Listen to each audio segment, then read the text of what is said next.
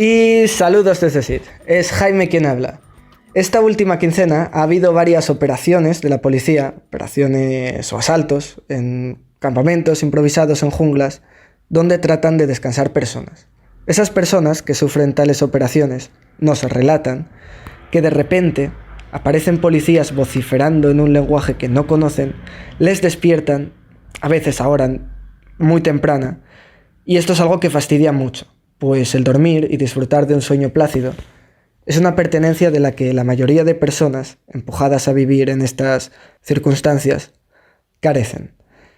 Y es que a menudo nos cuentan que les cuesta conciliar el sueño. Entonces, imagínense que después de no pegar ojo toda la noche, lleguen policías, te despierten de mala manera, rajen la tienda en la que duermes, destruyan objetos personales y te manden a los abarrotados centros de acogida oficiales que, por lo que sabemos, están muy por encima de su capacidad y hay gente durmiendo, o al menos intentándolo, en sus aledaños. A veces cuesta creer eso de que todas y todos somos iguales en derecho y dignidad. Soy consciente de que ya había hablado de esto, sobre estas situaciones que son habituales, y no quiero caer pesado, pero es que hay que seguir contándolo. No se puede normalizar este nivel de violencia. Por otro lado, son muchas las heridas, roturas e infecciones las que tratamos día a día. En particular, muchas personas vienen corroídas por la sarna. Además de proveerles un servicio de ducha y de lavandería, les facilitamos nueva ropa, mantas o sacos de dormir. A su vez, les ofrecemos una crema para aliviar su picor y curar la infección, llamada peritrerina. Cada crema vale 30 euros. Lo digo por si hay algún donante escuchando y quiere donar material médico, pues sería muy bien recibido. No obstante, a pesar de su precio, medra mucho las condiciones de quien sufre esta molesta infección y por eso estamos encantados de ajustar nuestro presupuesto en algo que mejora tanto la calidad de vida de individuales. Ya para acabar, buenas nuevas. 2 miembros de nuestro equipo, Casilla y Jaime, es decir, yo, acudimos a Subotica para recoger su furgoneta y utilizarla en SID. La furgoneta está bien y ya descansa en nuestro garaje. En Subotica tuvimos la oportunidad de conocer a las compañeras que trabajan ahí, conocer su contexto y fortalecer los vínculos entre las dos sedes, compartir perspectivas, opiniones y experiencias. También pudimos asistir a una distribución en la que había aproximadamente 90 personas y ver cómo NNK se coordinaba de manera muy buena por clústeres con otras 2 organizaciones. Y por ello, desde este medio, que es el podcast, aprovechamos la ocasión para agradecerles su cálida bienvenida y también para manifestar nuestro respeto y admiración a la dedicación del equipo de Subotica. Esperamos que pronto podamos volver y también que se pueda ampliar la sede e incrementar ese equipo tan bueno y también el presupuesto para poder desarrollar su capacidad y ayudar a más y de la mejor manera posible a las personas que tratan de llegar a Europa desde el norte de Serbia. Y eso es todo. Dentro de 15 días más, besos desde SID.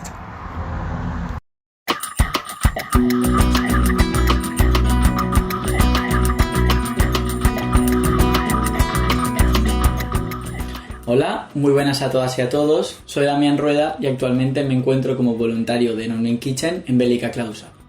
Esta ciudad, situada al norte de Bosnia, colinda con Croacia.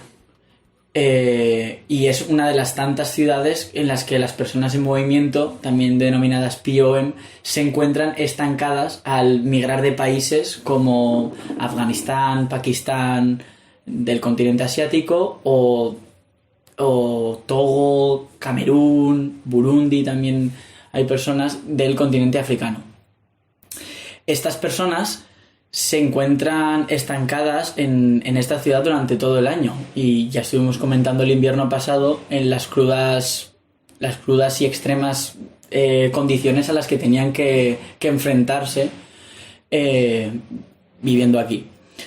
Actualmente nos encontramos en un caluroso verano en el cual la situación es distinta, pero también es bastante crítica, ya que la semana pasada alcanzamos temperaturas de hasta 39 grados.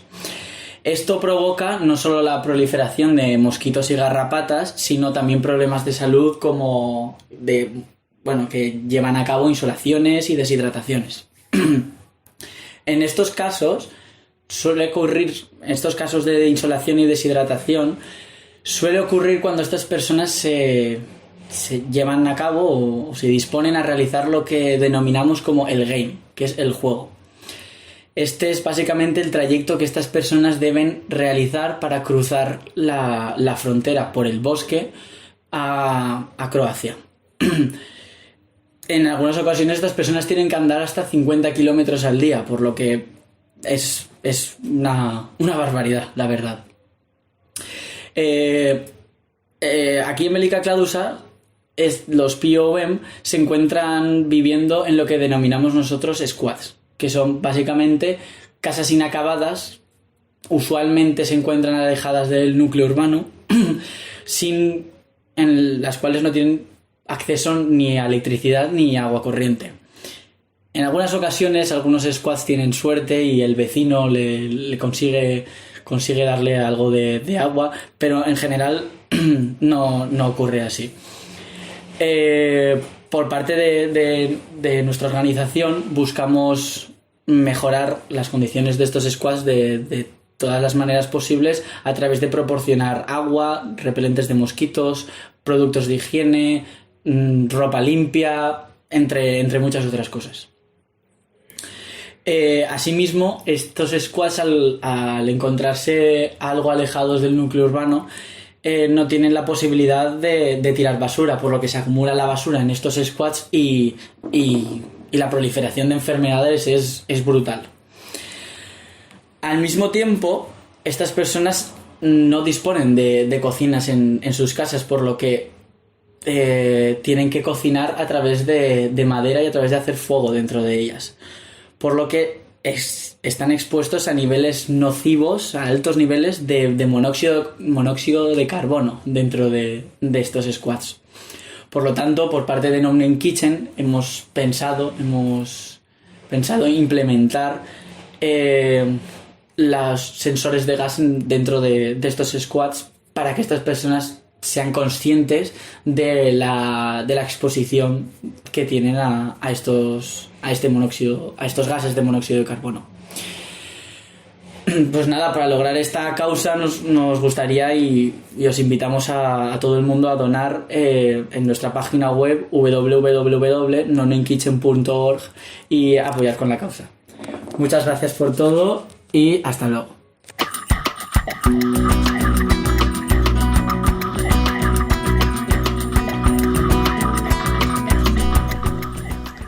En este final de julio, la situación en Patras, Grecia, es peor que hace unas semanas.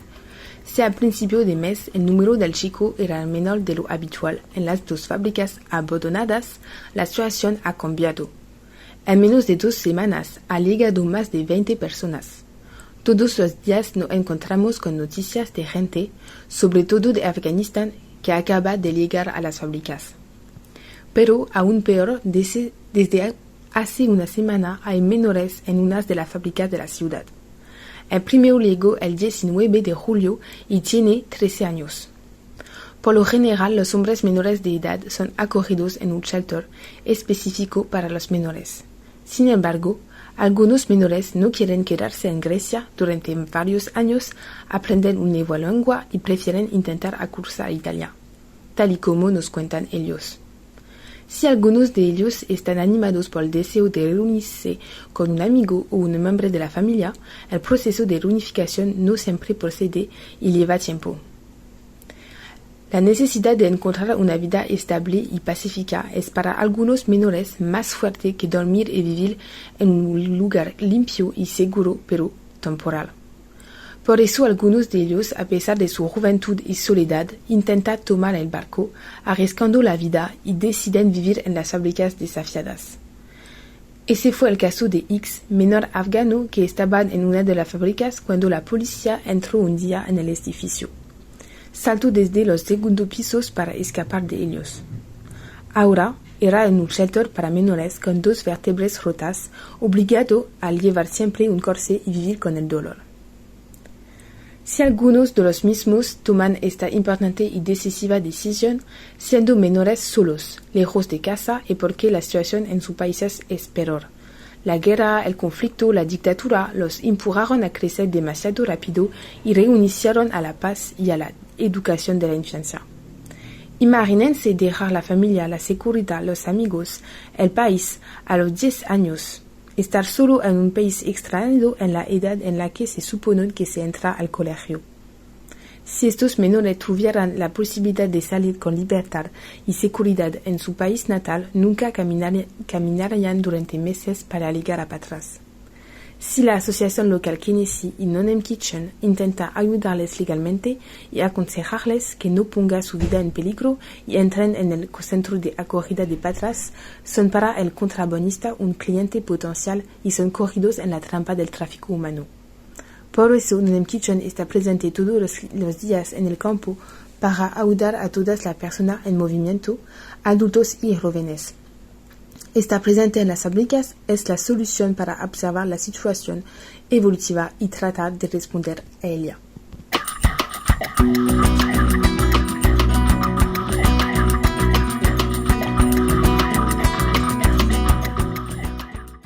Hola a todos y todas desde Terreno en Ceuta.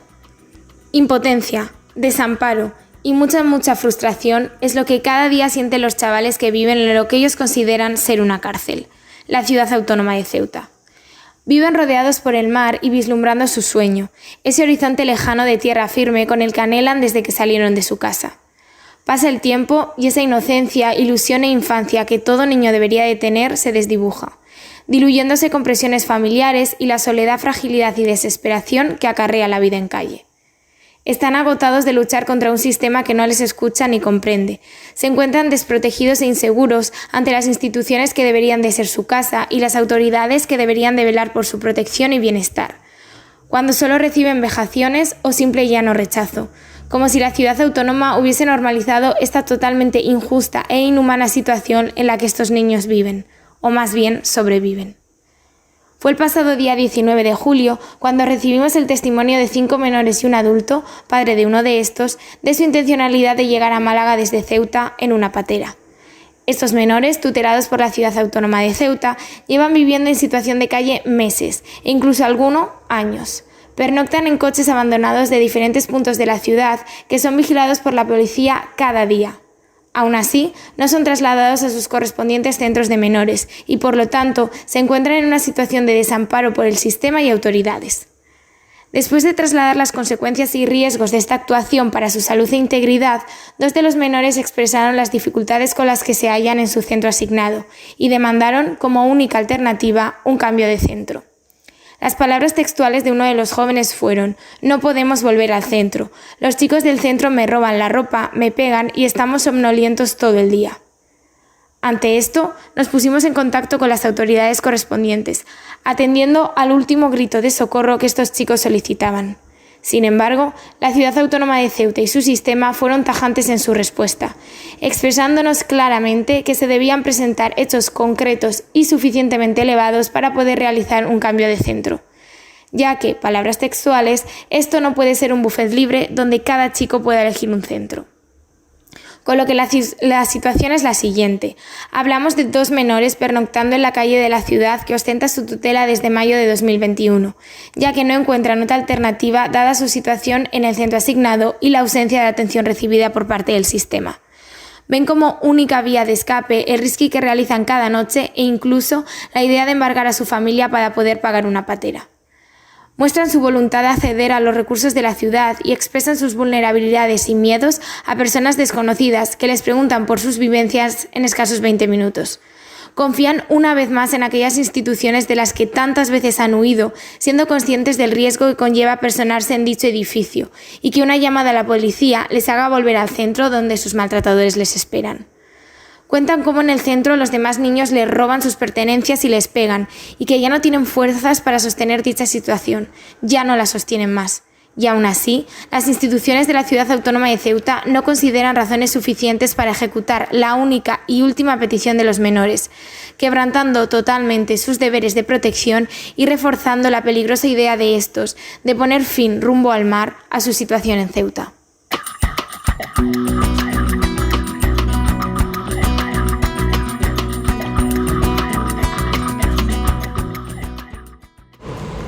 Muy buenas, os hablamos desde Melilla, las voluntarias de Solidary Wheels, para leeros parte del artículo que hemos escrito, una breve reflexión un mes tras la masacre ocurrida el pasado 24 de junio en la valla entre Nador y Melilla.